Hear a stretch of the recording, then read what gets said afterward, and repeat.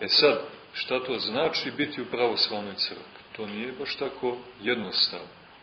Postoji širok prostor u kome možemo da smo prelešćeni, a da mislimo da smo u pravoslavnoj crkvi i da smo pravoslavni. Nažalost, većina našeg naroda, kad kažemo našeg naroda, mislimo na onaj dio naroda koji je ušao u crkvu, onaj koji je van crkve, koji je nezainteresovan za crkvu, on je, to možda ne treba nazivati prelešću, on je onako usmrćen sa nadom da će Bog, koji mrtve vaskrsava, da ih podigne. Ali sve dok su van crkve, dok su mrtvi hladni prema crkvi, prema vjeri, prema sopstvenom spasenju, oni jesu mrtvi, duhovno umrtveni.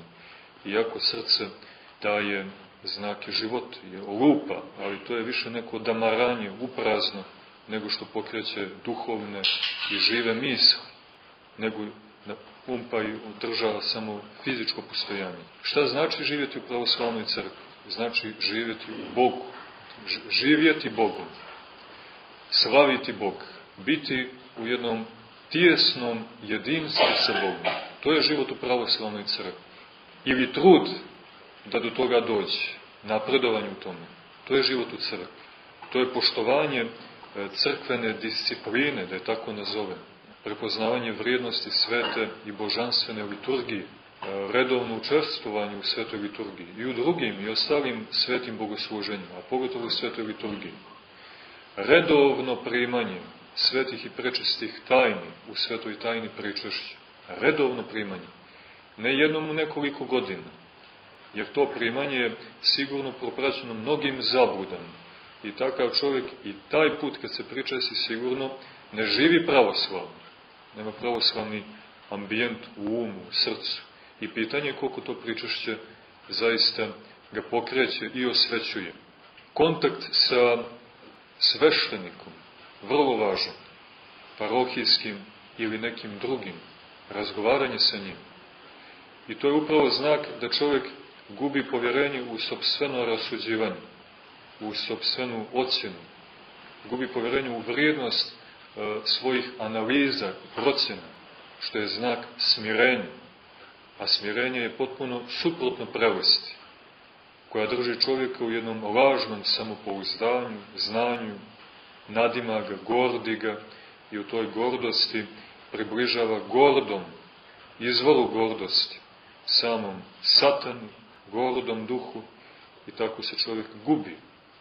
Gubi se u tim bezdanima, preispodnji. Tako da, ako ćemo da živimo, da hodamo istinitim putem naših svetih otaca, koji jeste uzrok, ne samo što je uzrok, nego je i opterećen i obremenjen mnogim napadima i nasrtajima duhova laži.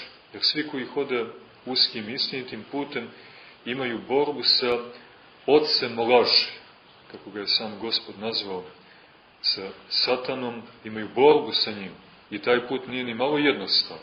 Tako da treba da se držimo iskustva crkve, da ga primamo sa poslušanjem i sa punom vjerom. Vrlo je važno upoznati učenje crkve. Tu smo svi nekako tanki. Malo ko se od nas interesuje za istine, temeljne istine ili takozvane dogmate crkve. Koji od nas, ili ako hoćete, i od vas i od nas, ko čita katehizis našeg svetog vladike Nikolaja? Katehizis, to je jedan azbučnik naše vjere. Ko zna šta su svete tajne, koliko nam naroda ne zna šta su svete tajne. A tu je u crkvi vrlo često pali svijeće, vrlo često je na zadušnicama, poštuje slavu krsnu, dolazi, da kažemo tim jezikom, muva se po hramu, ne živi u crkvi, nego to je na nivou muvanja, kretanja, posjećivanja, interesovanja, ali to nije život u crkvi. Ne znamo šta su svete tajne, ne znamo da nešto više kažemo o svetom pričešću, da ne govorim da nešto više znamo o svetim bogosluženjima, o učenju otaca, da ne govorim da ne znamo imena naših otaca, koje svaki dan proslavljamo. Tako da živimo u jednom velikom neznanju, neopravdanom, jer sve te istine postoje, one su date, samo se treba zainteresovati, doći, pitati, kusiti i vidjeti, kako kažemo dok pjevamo i pričasno. Okusite i vidite da je blag Gospod. Nema potrebe da se mnogo luta. Dođi i vidi. To je taj poziv upućen svima nam. Dođi i vidi.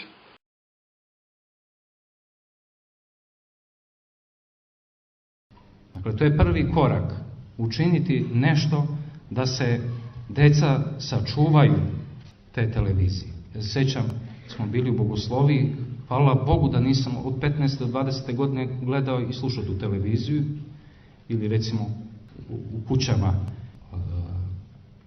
kada se ne gleda televizije, pogotovo pred televizijom zajedno da budu roditelji, otac, majka i deca, i da gledaju takve scene koje ne priliče, a nemaju stida. Da pocrveniš i da se zastidiš, da sedi i dete i roditelj tu. A da ne govorim kako može roditelj ići sa detetom na javne plaže i na kupanja o kojima govori Sveti Jovan Zlatousti. To je nezamislivo radi kakvog uživanja. Što kaže naš mitropolit, kad krenemo sa Cetinja prema dole Primorju, prema Budvi, i samo vidiš izloženu mesinu, kao da se u onoj, kako se zove, u mesari, tamo da se meso pakuje jedno pored drugoga, i zaista jedna, kaže, prženje na suncu, stvaranje neke boje, ne kažem možda iz zdravstvenih razloga, nekome treba. Ja sećam da sam imao povredu u saobraćaju, pa sam morao ići radi sunčanja, ali sam gledao da se negde, da se sklanjam i da idem na jedno mjesto da me neće niko vidjeti, izložiti svoje telo javno. Sad zapitajte se, da li smo mi hrišćani?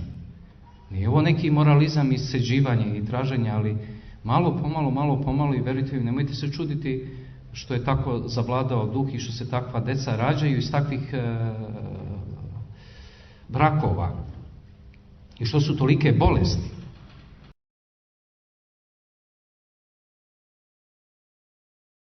Sve pouke svetih otaca, ne samo nevidljiva borba, ne samo lestvica, pisane su sa određenom namerom, upućene određenom